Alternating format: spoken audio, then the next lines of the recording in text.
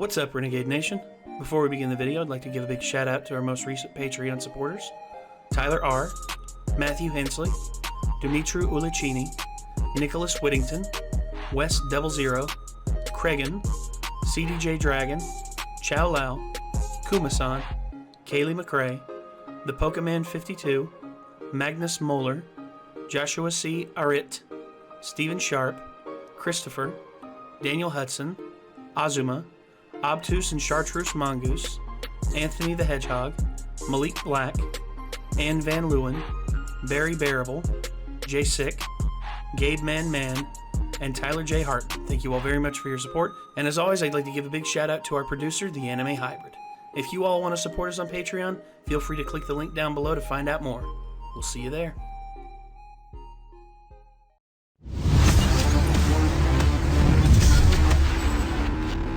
I think when in terms of discussion of this certain show, the only thing that can really come to my mind is, What comes to my mind is like whenever I'm looking at the screen to see how we look on camera, and this microphone's like right here. And I look like the neighbor. Yeah. Howdy ho there. Howdy ho there, neighbor. Always doling out that sage advice. It's amazing. Over the fence. Yes. Never seeing his face. Like, hey there, Tim. Till the last episode. Oh, that's right. Yeah. Finally. You know, I don't know if you've watched it any, but Tim Allen's newer show, Last Man Standing, pretty good. I feel like I have nostalgic connection to this show. I'm not really interested in building any more love for Tim Allen. Why, dude? Tim Allen's awesome. Tim is like hands down one of the most genuine guys. He's a very genuine person. I don't know, man. I'm just like the whole sitcom thing it's not him personally. It's like any of the sitcom shows. I just can't. Well, but that's the difference with most sitcom shows. It's not Modern Family. Yeah, it's not afraid to offend people. It's more so the format. I just don't. I can get that. I can get that.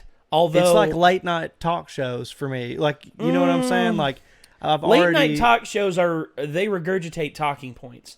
Tim Allen for him. I'm just talking about like the format is the same. Like, well, for all of these shows, and I'm good. Well, it's just to me. I watched about 10 episodes of it, and I found myself laughing my ass off because it pretty much represents Tim Allen being a curmudgeon-y old man wondering where in the hell it's like, I run an outdoor store, and the only time people come into my store is it's nothing but a bunch of hipsters wanting to buy big boots. I don't get it. Where are the people wanting to go canoeing? Where's the people wanting to do this and do that? And then all of a sudden his daughters are just like, I guess the world's changing, Dan. He's like, I guess. I don't like it. And he also is, I'm not going to say anti-PC, but he does call the hypocrisy of PC quite a lot on that show. So does South Park. Yes. I like South Park. Oh, I love South Park. South Park, they change up their format literally every season. Those guys are crazy, man. That's what I love mostly about them, and just the fact that from day one they've been like, we're doing whatever the fuck we want. 23 years of South Park. And guess what? They're still doing whatever the fuck they want. And they're still original, they're still funny, and they're still cranking out great episodes every single year. Like, every year, there's like 4 or 5 episodes that are absolutely hilarious. Where would we be without them? I don't know, dude. Trey Parker and Matt Stone are heroes in my eyes. And the longer they're on, and as long as they want to keep doing it, I'll keep watching it. And the guy that made King of the Hill and Beavis and Butthead. Oh, freaking Mike Judge. Mike Judge, dude, he's done so much great shit. Dude, Judge is awesome. I love Mike Judge. Yeah, those three, man. Could you imagine them working on some stuff together? As long as they don't try and make a movie, I don't want another basketball. Oh, dude, I loved basketball. I was wondering if you were going to... Are you kidding me? I watched it again, and it's not as bad as I remember. No, man, it's hilarious. Steve Perry, huh? Oh, tough break, Squeak. Now you got to fetch the ball, bitch. What was it? Shit brick. What do they call him? Oh, They had a nickname for him. little bitch. I mean, they called him a lot of things. Yeah.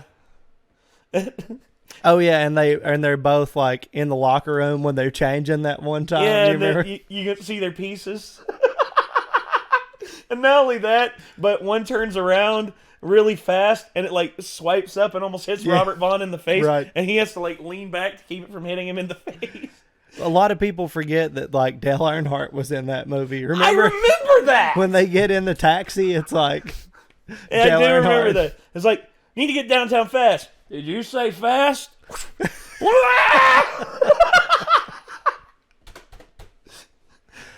It's just so it's random. an epic movie. It is. An epic movie. Going back and watching it again as I've become older, I mean, it points out a lot of bullshit that society is just like, meh. Dude, do you remember the other movie they made, Orgasmo? Oh, oh, dude, that one was so funny. Okay, you want to know the interesting thing about Trey Parker and Matt Stone? Not only have they been doing South Park for 23 years, not only have they produced 2 films, both of which have cult followings, the likes of which are absolutely nuts, but they have also written a Tony Award-winning musical that has gone worldwide and people are in love with. Well, the Book of Friggin' Mormon. They made several movies, man. Well, they have, but those 2 films in particular are the ones people Which remember. ones? Basketball and Orgasmo. Oh, yeah, but I mean Team America. Well, no, Team America, it had initial success, and it's like it's more relevant now than it's ever been. Oh, yeah. That stuff is hilarious, dude. I mean, why is everyone so fucking stupid? Yeah, dude. Every time I see like a news media outlet come up with a story, and then a week later they retract it and say, we're sorry, but we may have jumped the gun on our initial reporting. I just want to play that Kim Jong Il clip in my head. Why is everyone so fucking stupid? I always play that because it's true. Yeah. People nowadays don't want to admit they're wrong on anything. I'm willing to admit I'm wrong whenever I'm wrong. Well, Mike Judge. Idiocracy. We live in it now. Oh my God. We live literally in idiocracy. I mean, we do. I mean, oh my gosh. There's courtrooms with baseball bats for gavels. We got a reality star as a president, and honestly, the world is just getting more and more stupid. At least we're on the warm side of the pile of shit. You know, it could be much worse. That's looking on the bright side. Oh, God. All right, well, Home Improvement was a fun show back in the day. Yeah, back to this. And, God have mercy. Let's just get to this and see what's up.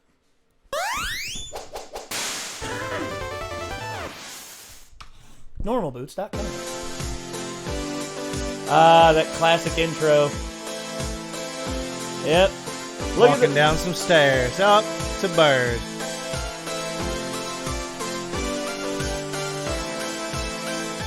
Jontron.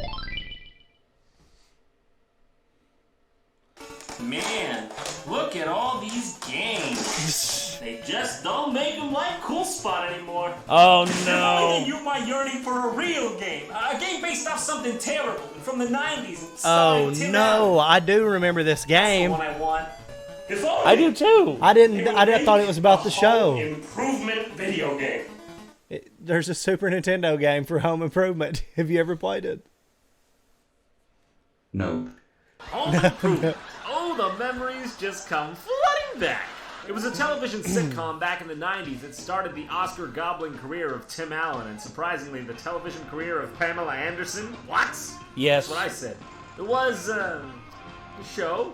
One of those concoctions of the 90s moral culture and family-centric importance. Like most shows of this caliber, the cheesy level was somewhere between Family Matters and Full House. If you go past Full House, I seriously think you just disappear into the void. Uncharted territory. Look. Yeah.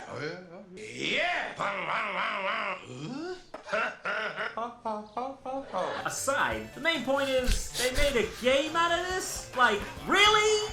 I understand that back then if it had a face, they made a freaking game out of it, but really? Home Improvement, the game? Yep. I mean, for shit's sake, have some restraint. That's about as good of an idea as making a first-person shooter out of Sister Sister. My favorite publisher absolutely copied Sierra's logo.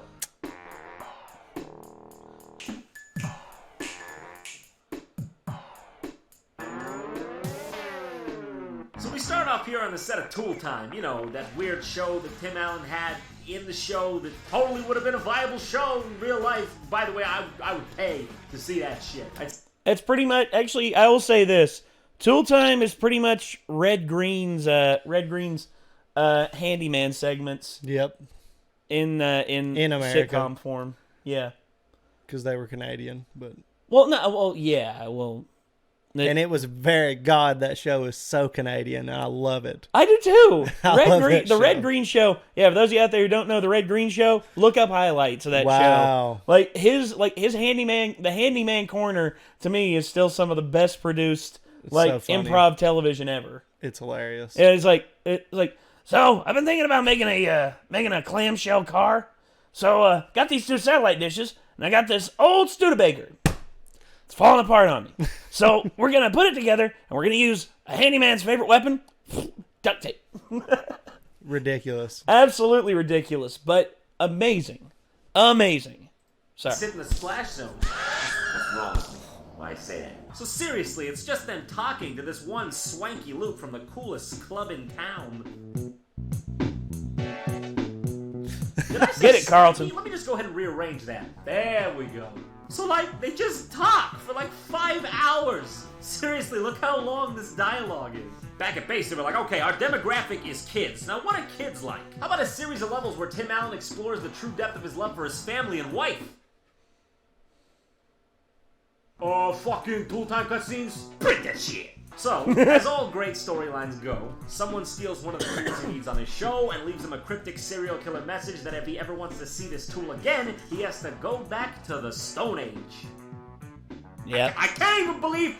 Oh, where's the Pillsbury Doughboy Award? Paul Newberry? Crazy. The one where we were kids. So naturally, yeah, John Newberry. The set next door is in the Stone Age. Okay, yeah. It could be worse. I've seen worse. So immediately he's doing this annoying shit.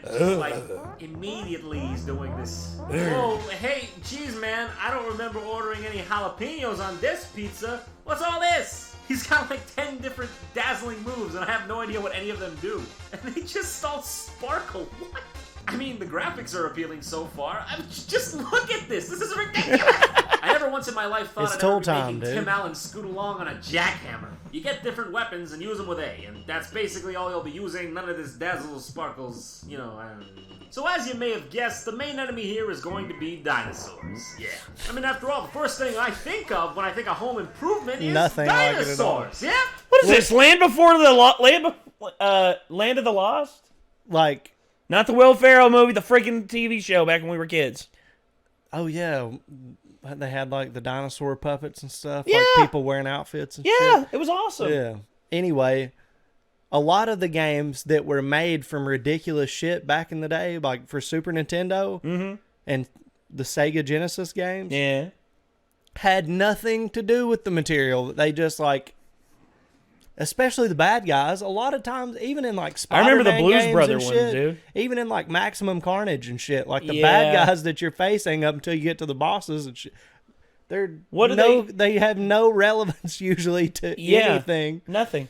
Yeah. That's just the way games were back then. Well, you want to know probably to me the biggest cash grab bullshit game that has possibly ever existed. What? You know the band Journey? Yes. You know their song "Don't Stop Believing"? Well, the album that was on was called Escape. They made Journey the Escape the game, where you play as a roadie trying to get around crowd members to deliver the band's equipment on the Atari. There you go. What? Hey, the show must go on, Nate.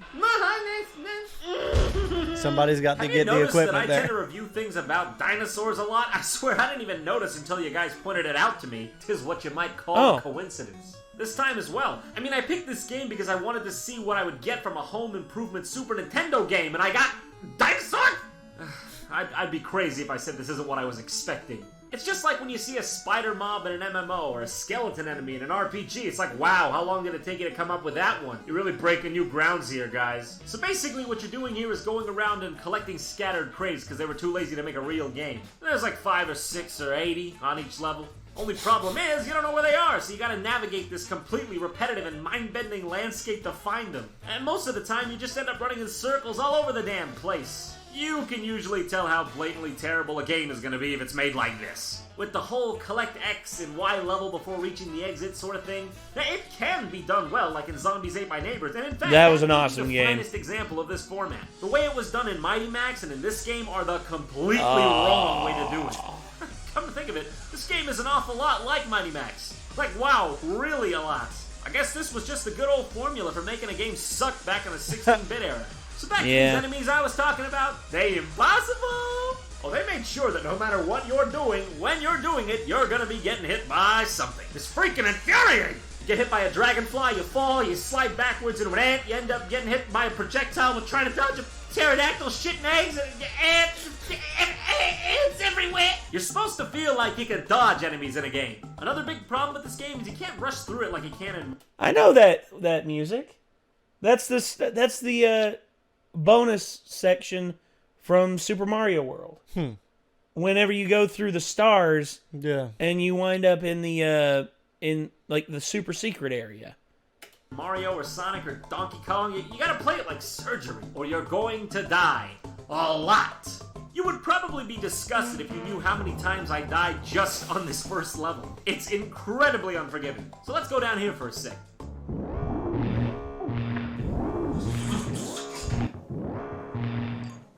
What did I see? What am I seeing here? No, what am I? No, is this, am I right now at this moment as Tim Allen from Home Improvement using a lightsaber chainsaw to fight a raptor? I don't know how much longer I can last this. You were talking about that earlier. But where the hell are they? It doesn't tell you. Oh, unless you stand still for a few seconds. I mean, if it just tells you anyways, why isn't it on your heads-up display? What inevitably ends up happening is you start periodically standing around like an idiot, watching Tim Allen use what he read in a book was humor as the game tells you the exact direction to go. Oh, it's less than thrilling. Alright, I got one box left to go. Let me just go ahead and try to get it. Should be easy. Okay, sweet. Next level. Alright, so it's like the same thing as the first level, but with a night filter in the background. Hey, it's no Picasso, but it's easy on the eyes. This time around, we got these piranha plant dudes. But wait a second. Don't that guy look a bit familiar? Feed me. Feed me, Seymour. Feed me, Seymour. Ah, okay. So these bolts are telling me to jump over to that platform. Nothing unusual here. Oh, okay. This is a cool trick. Oh, okay, so you can get across. I just didn't jump well enough. Go figure. Well, now that we've gotten past this, let's have it lead us to the exit. Nope.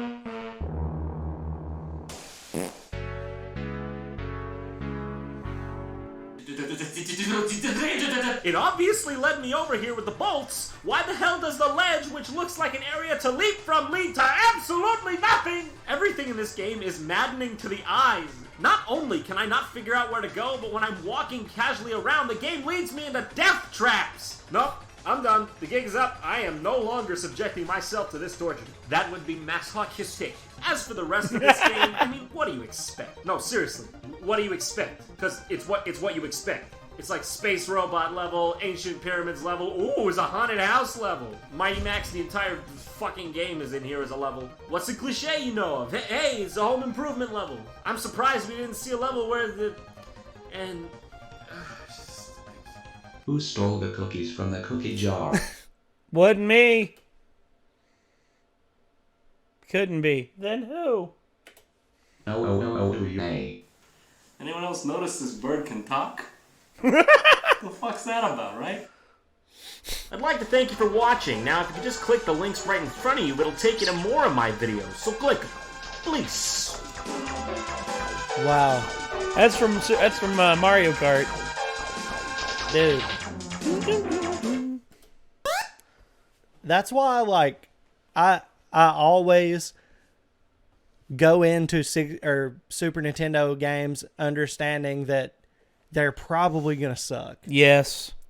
Especially, there's very few... I hate saying that. I know there's gonna be people out there upset, but I mean, just to be honest, well, a large part of the Super Nintendo catalog was trash. Well, it's mostly the ones that were made by third-party companies looking for quick cash-ins on name-brand shit. Because here's the one thing about movie tie-in games. Very seldomly are they passable, and on a odd ecliptic blue moon will you find a good one. Chronicles of Riddick Escape from Butcher Bay. That's really the only one I can think of at this point in time. If you all can think of another one, feel free to list it down below. But most stuff that is based on I like the something else, Matrix games. that, like I said, passable. Matrix games were good. Enter the Matrix and Path of Neo were passable. I'm trying to think. Like, all the Star Wars games are kind of based off of movies for the most part. Well, again, dude, like I said, like once in a blue moon, you find a really good, like for instance, the Super Star Wars games on the SNES. Oh, 007 GoldenEye. Well, that was made by Rare, dude. Right. Rare in their prime days, dude, could rarely fuck a game up. No, I'm just trying to think of the gems because they are there, but it's not like you Oh can yeah. just pop them off. Oh, what was the PS2 Spider-Man game that was really good? Yeah. Was it Spider-Man the movie? the- Spider-Man the movie. The based number on the 2? movie. Well, The one that brought in first that one- 6 swinging system. Yes, the first two were it was the ones by Activision. Yeah, they were really good. The second one had the free roam elements. And that one, yeah, the one with that free swing, the one Whereas- that they actually used as a basis for the last Spider-Man yeah, game. the newest one. Yeah. Damn. But I remember the first Spider-Man game, the movie.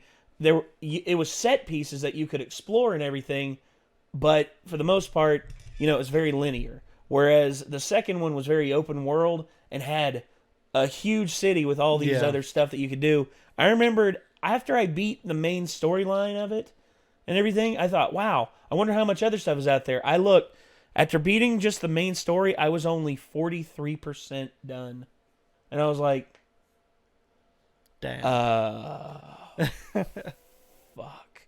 And then, of course, the Spider-Man games fell off the rails for a little bit. But then, Web of Shadows actually was really good. Yeah, I have that one. I like it. And then, of course, now we have Spider-Man, the Spider-Man games on PS4 made by Insomniac, which they are working on the second one. So excited. Can't wait. But for the most part, dude, games have been getting better. Yeah. And it's not necessarily like AAA studios out there trying to make, like pumping a shit ton of money into it. Like some of the best games don't have to be like graphically realistic and everything like that. Instead, games like Undertale, which I don't know if you ever played it. Or Persona, yeah. Persona is a beautiful game and has so much customization to it. Well, there's so much just depth. Doesn't take the PS3 version of Persona 5 was amazing. I have both of them, and the difference in the quality of how good it looks and how fun it is like very, kind of non-existent. Very minute. Yeah, Yeah. if at all, even there. So like, And that's fair. and say what you want to about Pokemon, but like, they haven't really changed. The difference between what's on the Switch and the 3DS visually for me is just like not much. Well, yeah, you just got done playing Sword, Yeah, I just finished Sword, and and it was okay. it was fine. It was a Pokemon game. They haven't really done anything to Well, shake anything up, really. this also goes back to when you and I talked about when we watched Animation versus Pokemon. Mm-hmm. And, you could actually fight with your Pokemon. Yes. Do, like, the action RPG stuff. Oh, yeah, that would be so cool. But, I feel like they have their formula and they feel safe with it. It'll take something absolutely tanking through the floor for them to ever change anything, I think. Yeah, I think so too. They feel too safe with it. And you see, that's the problem. Game studios out there have to feel like they have to be safe. It's just like EA. You remember back when EA actually used to make games and they weren't just a publisher? Yeah, I did. They actually put out some pretty good sports games. Awesome, dude. Skate 3. Yes. Oh, still hands down one of my favorite games ever. I play it all the time still. And, you know, there's never going to be a sequel to it. Never. They've already said that they're just not interested in doing it. But, you know, there is a skateboarding game similar to it, inspired by it, coming out on the Switch here soon. Mm-hmm. I think it's Sessions or something like Oh, that. I can't remember. You want to know who's making a comeback? Who? A legit comeback this time, and not someone that just used his name and made a shitty game. Tony Hawk. Yeah. Well, Because we'll see. Tony Hawk is actually talking with Microsoft Studios about selling the rights to the Tony Hawk Pro Skater series to Microsoft and putting a good first-party studio that Microsoft has in charge of making another Tony Hawk game. I mean, that would be sick. You know, I love those games. Oh, dude. The Tony Hawk's Pro Skater franchise, back when Activision was in command of it, was amazing because, you know, all the way from Tony Hawk 1 to Tony Hawk's Pro Skater, what was it? It was the second, it was one with Bam and Tony Hawk. I mean, there's like Underground. Underground there's American Wastelands. There's like American Wasteland was pretty good. I mean, there's a ton of them, man. There's a ton of them. But it just like, here's the issue. It had a really arcade feel to it, right? Which was super fun. And I love that about the first like 3 games. But then stuff started coming out that was really good and was very realistic. Like Skate, the first Skate game that came out, it was just like, man, this is a game changer. Because by that time, Tony Hawk games had you doing shit that you would only see in like Mario Kart and stuff. Like, you know, colorful rainbow tail spin through the air on a rail, like a 3D Sonic game or something. It just was too out there. Well, you can only reinvent the wheel so many times before eventually you have to invent the hovercraft.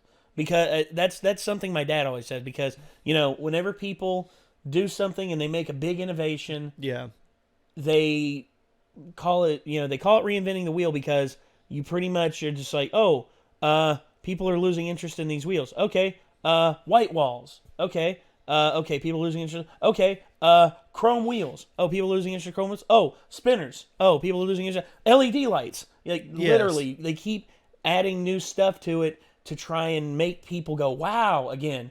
But you can't make people have that initial Sometimes less is more. Well, it is. You know, if they wanted to keep it just an arcade thing, like it was fine with what they added to a certain point, but they could have also turned around and kept an arcade feel with the scenarios and how you felt playing the game, but still made it more realistic, where you couldn't just do these superhuman things. Do you know what I mean? Well, there is a place for that, which the Skate franchise did put arcade stuff in there later on with like the Bone Breaker mode and all that. I thought that was awesome. But I get what you're saying. You see, the gameplay loop has to be fun. And if you go too far with it, people will lose interest. But don't get me wrong, man. Like, I'm a huge fan of both franchises and want to see them both do well. So, well, the Tony Hawk franchise seems to be more on the horizon, because where Tony's been talking with Microsoft, and now Microsoft has bought up a bunch of really big first-party developers, fingers crossed, like Ninja Theory, who's Obsidian Entertainment, who did Fallout New Vegas. I mean, they bought up a lot of first parties, and I can't wait to see what they do here in the next console generation, because it looks like the Xbox Series X is going to be a monster. Yeah, it does. And it's a lot further along in development than the PS5 is right now. Yeah. Because they've done full breakdowns and teardowns of the Xbox Series X. Where's the preview video of the actual PlayStation 5. Under wraps. Exactly. And Sony Area 51. is keeping it under wraps, and it's pissing a lot of people off. Especially how Sony goes about like trying to present themselves as like, it's like the new sound chip that we're going to be putting in the PlayStation 5 has the most realistic sound that you could ever have. It's like, yeah, but what are the specs on it? And also, can it run VR? And also, why are y'all making your controller look more like a Xbox controller? They did, dude. I'm just, and I don't. Well, that's the thing for me. I've been more of an Xbox guy.